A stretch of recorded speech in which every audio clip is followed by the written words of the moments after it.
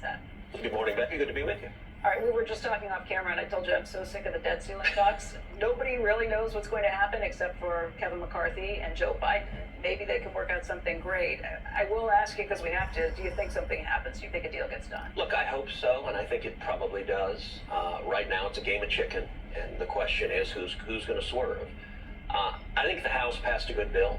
I'm glad House Republicans actually stepped forward and led. This was now several weeks ago. They passed a bill that raised the debt ceiling, but also that takes real steps to rein in the out-of-control spending. What has happened on the spending and debt side is crushing. It is unprecedented. And I think the House bill has reasonable and modest steps. It's designed to cut $4.8 trillion over 10 years. And I think it's a very reasonable piece of legislation. Obviously, the White House is not going to agree to it exactly, but I think it lays out a good roadmap where it should go. The question is, Joe Biden started off with a position he wouldn't talk at all, he wouldn't compromise, he was unwilling to consider anything. That was obviously unreasonable, and he had to fold from that because that didn't withstand scrutiny.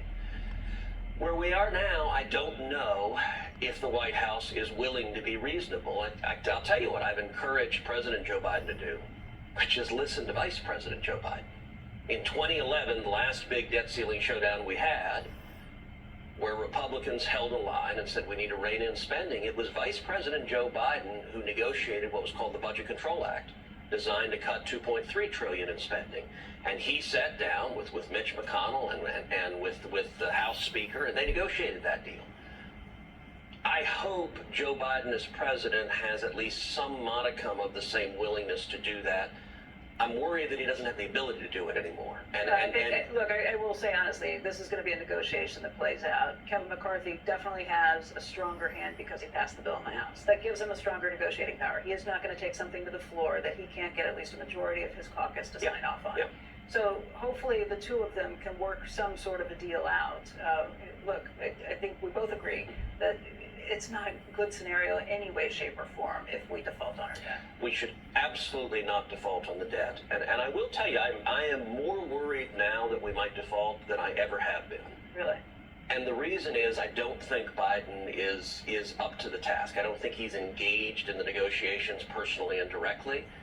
I think they're talking and sitting and meeting every day. Yeah, it may be later than we want. His mental capacities are markedly diminished from even a few years ago. And don't make me go through this. And what makes me worry is that I think the decision making in the White House is being done by a bunch of 20-something and 30-something little Marxists who don't have an appreciation for reality. I told you I didn't want to dig into this. We're going to get stuck digging into this.